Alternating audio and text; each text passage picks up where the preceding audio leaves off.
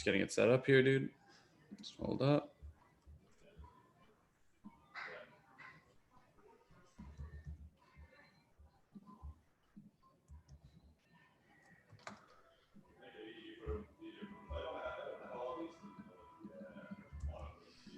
All right. Just hold up here.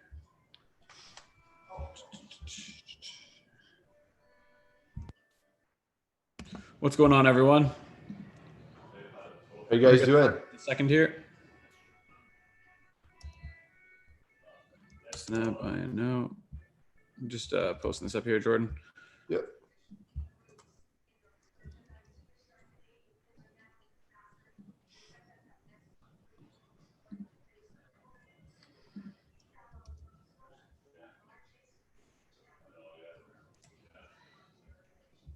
Jordan, just for the future, make sure that you have the thing open when we start the live, the terminal, just because it doesn't show on the thumbnail if not. Gotcha. Okay. I think actually we can actually go back and change that. So No, it's about when I'm sharing it. Oh, okay. Yeah, Jonathan, we're going to be taking a look at INO very shortly here. Yeah, Jordan, why don't we get started here, man? What we want to start with Snap. Yeah, let's start off with Snap. We're going to hop into Snapchat. INO, and then we're going to talk about these reverse stock splits that everyone seems to be freaking out about because there's so much misconception around them, and a lot of people are going to get burned thinking that they have some tradable information there. Okay, so we'll start off with actually maybe we'll start off with reverse stock splits because it's popular talk right now. Okay, yeah, let's go. It's very simple, and then we'll go into equities after. Okay. So guys, the first thing, a reverse stock split, all it does is it exchanges one share, okay, or let's say 10 shares for one share. Okay, so if we look at USO, for example, okay, they're looking to do a reverse stock split, and they're actually looking to do an 8-for-1 reverse stock split here. So what that means is the stock currently is trading. Let's get the stock charts up here.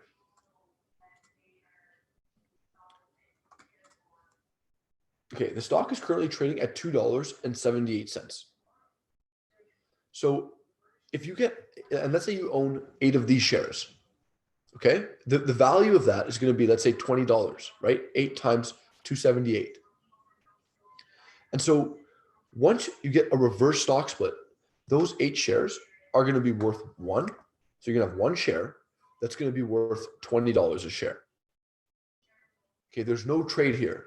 It's not like there's going to be a reverse stock split, so let me buy some calls. Okay, that's not what's going to happen. You're not going to make any money on that trade, right? That is information that is, well, first off, it's not going to do anything to the value of the shares.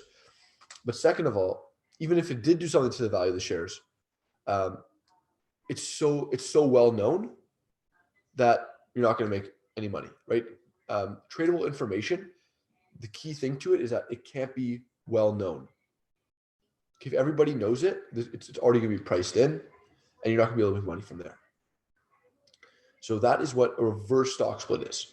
Right, and something people forget as well is they often ask, like, how does this impact the option chain? Right, and you know, it's the exact same thing. It just adjusts. It's just going to adjust, exactly. There's going to be no free money there. Yeah, people look at this and, you know, like one of the worst things is, you know, like I look at the stock boards and I see people posting a screenshot where it's like their $1 stock jumped to $10 because they did a 10-to-1 reverse split. No way. Yeah, and they're like, can someone explain what happened here? And it's like plus 1,000%. And I'm like, are you serious? Rich, man. You're rich now. Yeah, it's definitely not tradable information. But I didn't know people actually think that, man, that they can make money on that. I know. I think it's just something that, like, because it's released as if it's like significant news, it sort of creates this feeling of like, oh, what's going on here? And then like, I feel like when there's a reverse split, people look at it as like a positive thing for the company. They see it as something like, you know, it's like the company's taking more control. They see it as like a stock buyback almost. Right. Right. But it's not a stock buyback. No. Right. It's We need not. to be very clear that it's not a stock buyback. Yeah, it's just a function of what's happening there.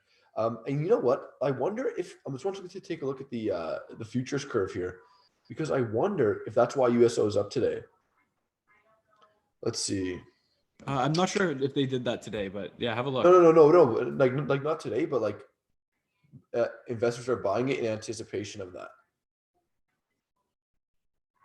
Oh, there's so much retail eyes on it that I guarantee you that it's at least having a slight impact on the call value. Yeah. Wow. This thing is still in super contango here. So still short it. Yeah, this would still be a good short play. It depends also on what the implied volatility is. I might even be selling some calls. They're just so expensive. I don't know. I'll have to take a look. Let me just quickly take a look here. 132 IV. I'll have to look more into it, but I think it looks pretty fair actually. But yeah, actually, yeah. It looks fairly priced. Okay, let's go back. So yeah, that's what the reverse stock split is, and there's no trade here. Are the guys in the chat okay? Yeah, things are looking pretty good right now. Nice. Yeah, Patrick, we're going to look at some oil plays, but we're actually going to look at two other things first, and we'll hop into those now, Jordan. Let's keep this on a quick tempo here. So we're going to look at two of the most trending stocks right now.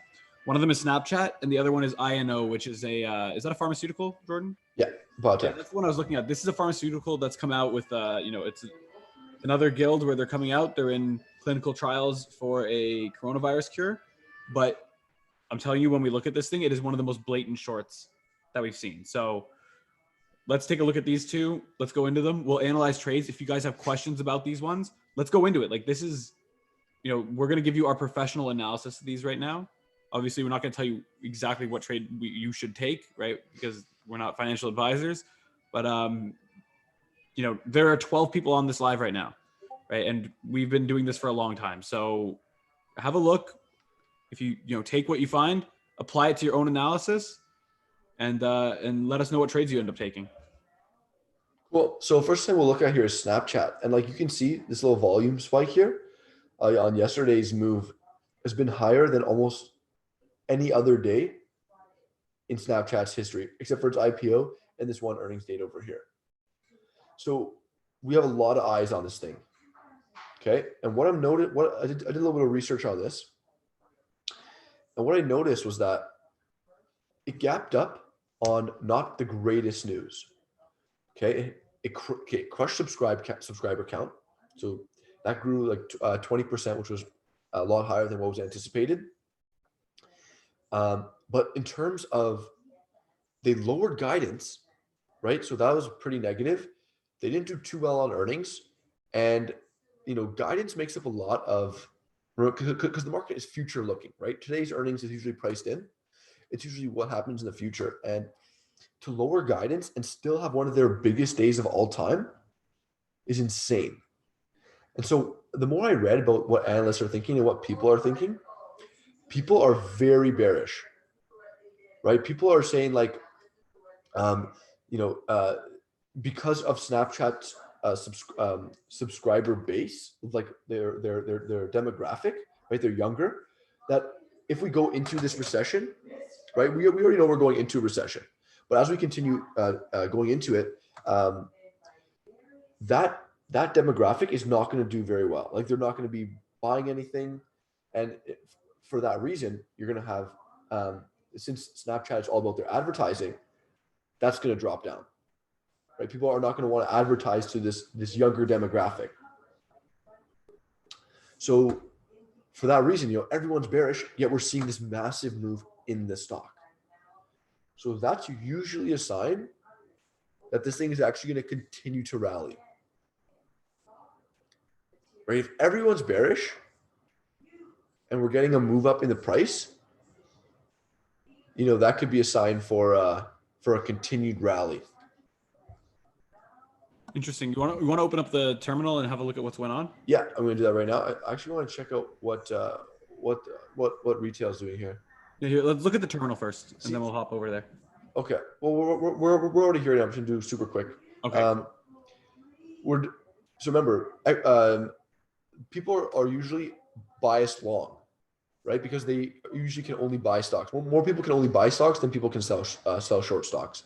So, and people are always going to be talking their book, right? So right now we're seeing 57% are bullish, which is actually quite low, right? 50 is like pretty bearish.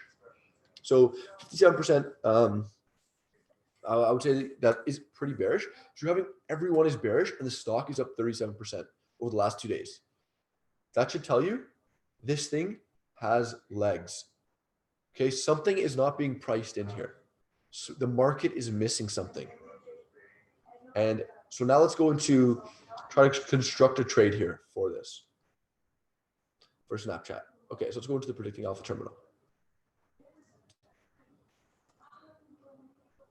Okay. So you can see that there's a lot of put buying. Okay, skew is pretty high. Right, let's go check our skew chart. Right, skew is pretty high here. And what that means is a lot of people are bearish. A lot of people are buying more puts than they usually do. Right, this is history. If we look back in time, 1 year, we can see that the puts are the most expensive versus their last 2 year history. Am I explaining that right there, Sean?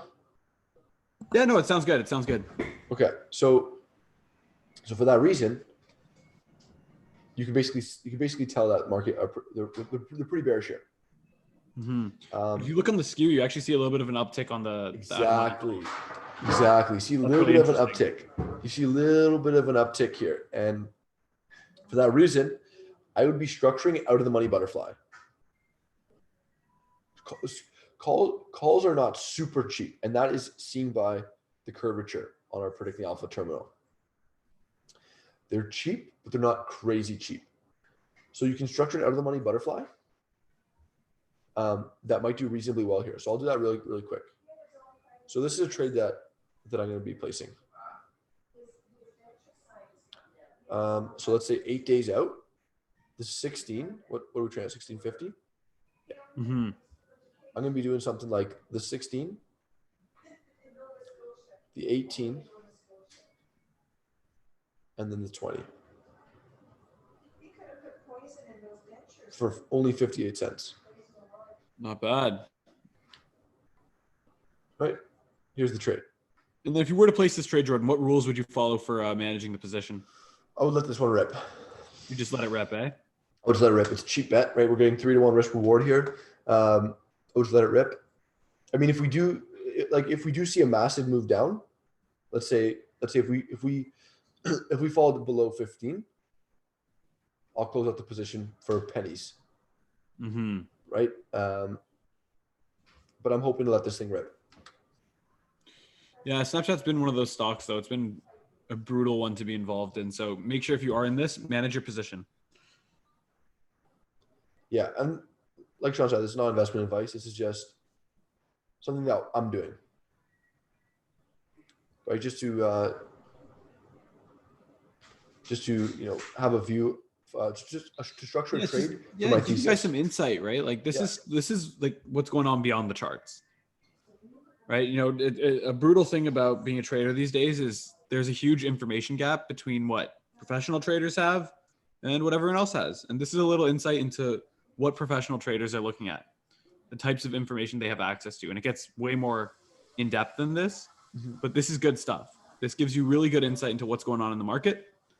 And you'll really see this when we look at INO next.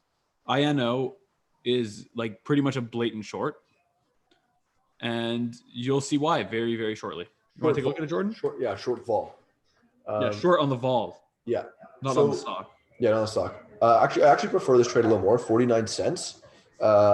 16, 18, 19 unbalanced fly for Snapchat. So we're getting a huge risk reward here, right? We're going to lose 500. Worst case scenario. Best case scenario, we make 1,500. So I really like this trade. All right. Let's hop over to, which one was it again, Sean? INO. INO. Yeah. Let's do it.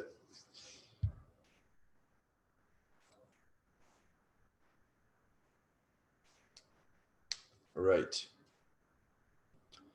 So what we see with INO is implied volatility is so big. It's 203% right now. Okay, it's extremely, extremely high.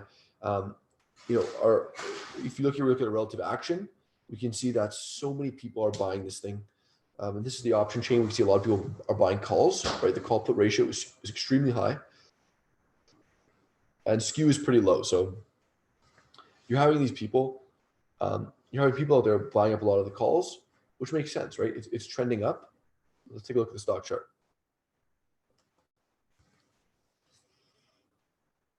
Oops, INO. Okay.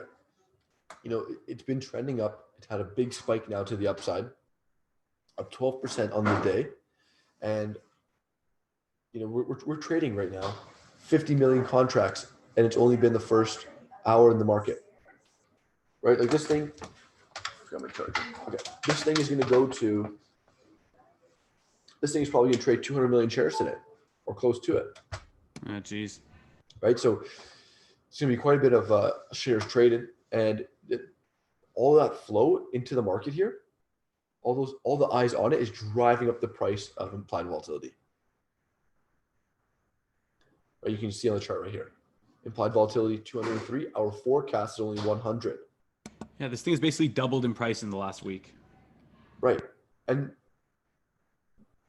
this company is basically, the options market is basically saying, especially if you look at the short-dated options here.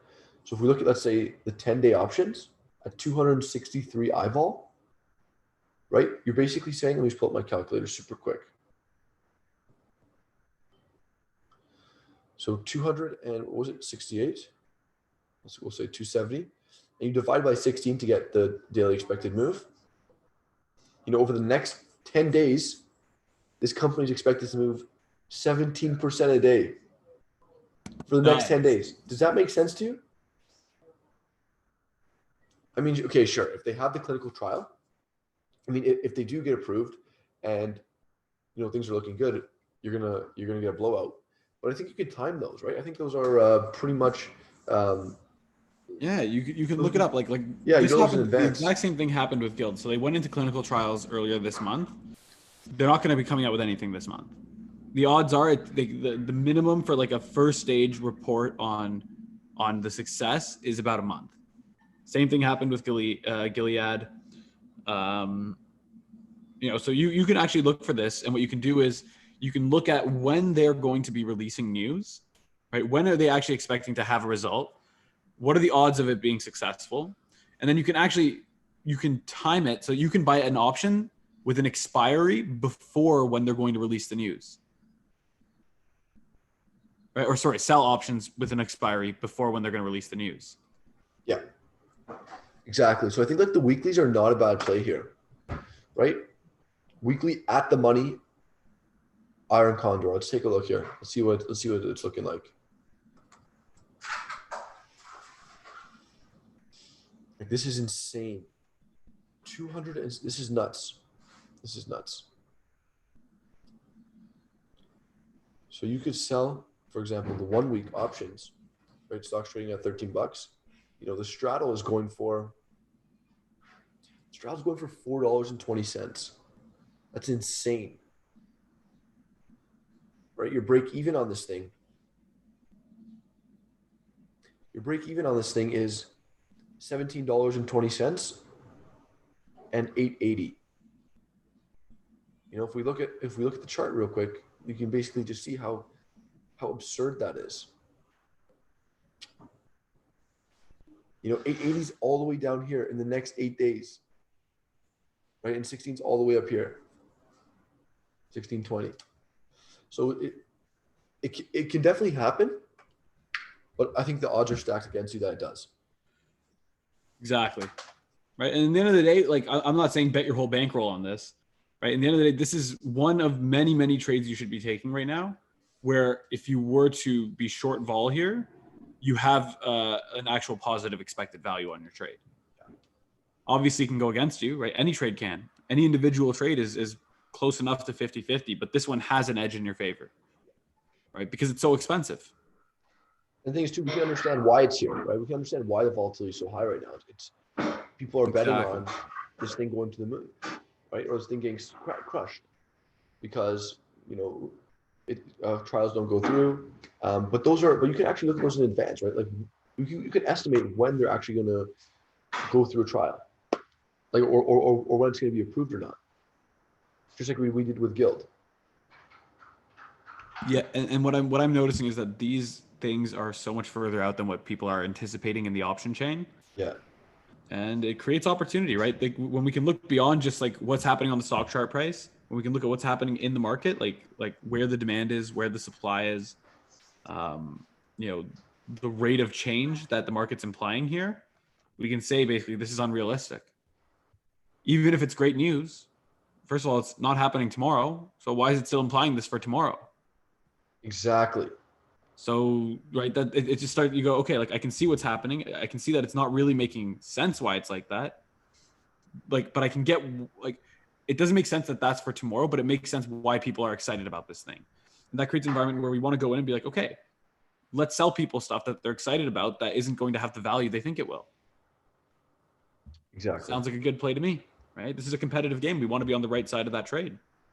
Like, guys, check this out. When was this? March 12th. Implied volatility went to 500. Holy. So that's this day over here, or right around here. This big spike day, this big day. It went to 500. Okay, that is ludicrous. And look, if you sold volatility here, you would have made a boatload. You got rich. You got rich. So it's like you can just see, like, because remember, not everyone's looking at implied volatility. Everyone's looking at the price. Everyone's using options for directional bets, but no one's looking at it in terms of implied volatility. So that's a little corner of the market that you can master and really make some bank on. Yeah, no, I think there's so much opportunity. Like options are one of those spaces. There's so much inefficiency. There's so much opportunity for traders in there right now, but we got to look at the right things, guys. We got to look at the right things here, right? And a tool like ours, it does help, but you can do a lot of these things manually. You got to educate yourself on these things, right? This is a serious game. You know what's crazy too, Sean? It's like people would, like, let's say, take this trade, and let's say it doesn't work out for them, and they're like, oh, this stuff doesn't work. And that's something that's so important that we say all the time is our win rate is only 57%. It's not like we get every trade right. You get a lot of trades wrong, but we have a small edge that makes a lot of money in the long run. And this is the thing, right? When you have that small edge, all you have to do now is manage your risk and spread your bets across as many of these trades as you can, and you win. It's exactly right. It's literally like people say, let's play like the casino. It's like, that's how you play like the casino. You have to quantify and know you have an edge, and then you just cap how big of a bet you'll take on each one so that the edge shows itself before you blow up. Welcome to trading like a casino. Welcome to trading like a casino. Exactly. Right? Like, it's one of those things. It's like, this game is basically impossible if you're not looking a few levels deeper like this, but it's so easy when you can. Exactly. It's so easy once you learn these skills. It takes, like, look, as a skill for life, it takes maybe like a year to get everything down pat. Fuck, then you're set for 40 years. Yo, I just exited my AMGN trade for 437. Oh shit. Yeah, it's like $1.50 on that. Okay. I was looking to place this trade actually before these 12 people front run me. So Jonathan Ramirez is asking, implied volatility also means how risky the option can be. It's how much it can move, how much the stock is going to move. So it's how volatile the underlying asset's going to be. But obviously, if the implied volatility is high, you're going to have a lot more variance in your P&L, right? Because think about it. If it's like, let's say this is 500 like it was a couple of weeks ago. If you're right, and let's say then, and let's say the stock only moves 300% or 200%, or probably did only 150, it looks like, then you are going to make a lot of money, right? Like a lot of money. But if you're wrong, and let's say it goes to 1,000, you're gonna lose a lot of money. It's not how risky it is; it's how much it moves. Okay, like if it's a really good bet, it's not really risky, right? I hope that makes sense. Just how much it's going to move. It has nothing to do with risk. Okay. Okay. Sorry, John. It's how risky Sorry, it's how risky the underlying is, right? If the stock is more volatile, it's going to be more risky, right? This company's the riskiest company out there. Okay, but it's not how risky the option is. You want to look at IMU? IMMU? Yeah, let's take a quick look at that and then we'll wrap it up. Let's try to keep these to a half hour. Guys, we're going to make these a half hour every morning. Bring trade ideas. We'll analyze them strictly for that half hour. Yeah. We're going to bring a few of the big stocks that we think a lot of people are looking at. And we're going to try and give you that unique perspective on them that we can. And then we'll respect the half hour time mark every day, and we'll make it something that we can do every morning together. Oh, man, do you think it's ludicrous if I go and sell this naked? The wings are so pricey. I'd give it a shot, man. Just go small and go like a couple lots or something, and just control it. Yeah. Okay. Because man, these are so overpriced. Okay. Let's see here. IMMU. So the reason why I wanted to look at this one was because it had a lot of volume relative to what it usually does. Okay, so right now it looks like it is almost 20 million shares traded. Which, as you can, like, this thing is probably going to spike to 40 million by the end of the day, right? So there's going to be a lot of eyes on this, and let's take a look. See what's happening here.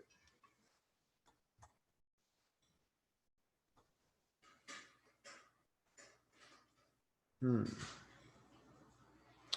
looks like the options data is just messed up on this one.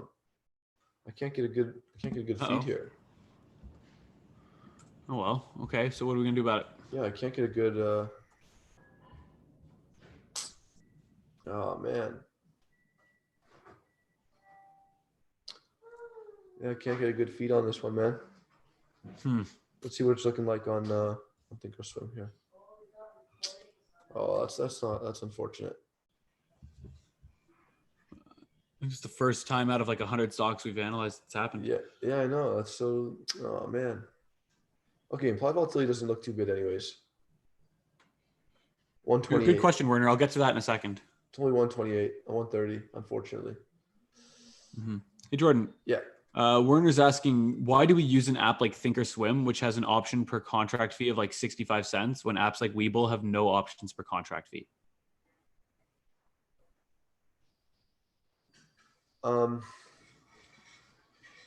It's a good question. So remember the saying: if you're not paying for the product, you are the product. Okay. So things like for companies like Robinhood, for example, sell your order flow. Now, if you're a 1-lot trader or 2-lot trader, you're only losing a couple cents by funds front running you and high frequency traders, trying to pick you off, especially when you make a mistake. So I guess, okay, so let's say you put in an order, for example. That's an arbitrage opportunity. So you sell a call for a debit, let's say. Okay, if you did that in Thinkorswim or Interactive Brokers, they wouldn't let you place that trade. But if you did that with like Robinhood and Webull, I'm pretty sure you'd get picked off. So if you're a real beginner and you don't really understand how to place like four-legged spreads or butterflies, iron condors and stuff like that, and it can get a little tricky with debits and credits, calendar spreads, then you kind of end up paying for it by making mistakes, and the market makers picking you off, right? In terms of other than that, man, like Thinkorswim, for example, has a great infrastructure in terms of you can route to different exchanges. It's just overall better graphics. You get a whole bunch of more data in here. But honestly, man, it's not that big of a difference, to be honest. If you know what you're doing and you got a specific thing you're doing every day, and you don't need all this fancy gadgets and fancy charts, go for it. Go for it.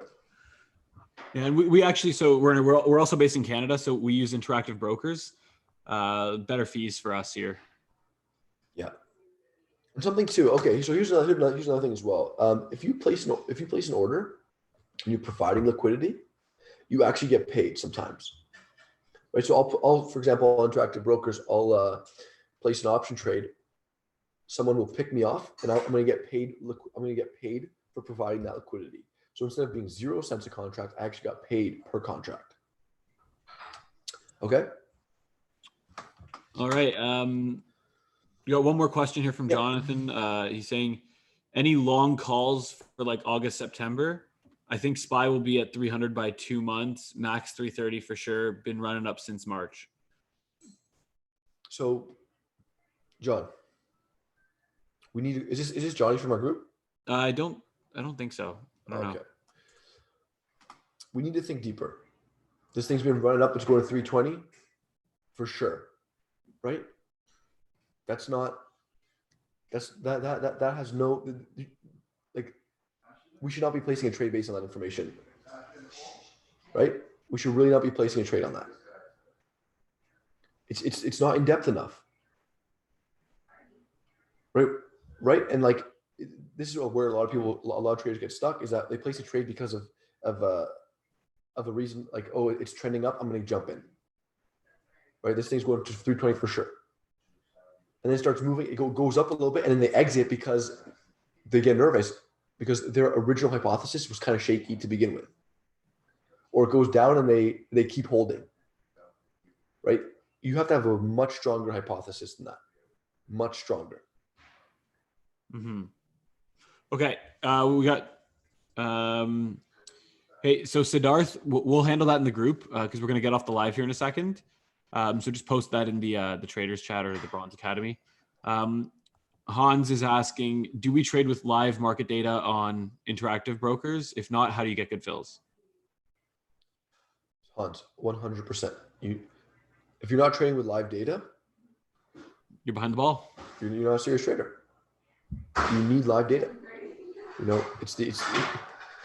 Imagine you went into a prop firm or a bank trading desk and said, "Hey, do you guys trade with live data?"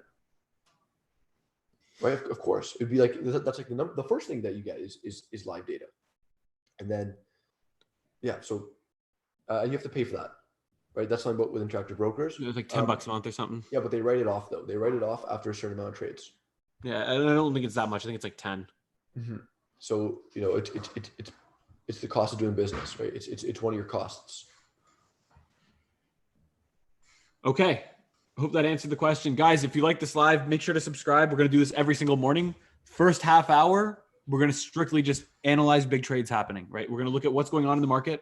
We're going to break down 4 or 5 trades, explain what positions we think are good, where the inefficiencies are. We're going to use our data terminal to do this.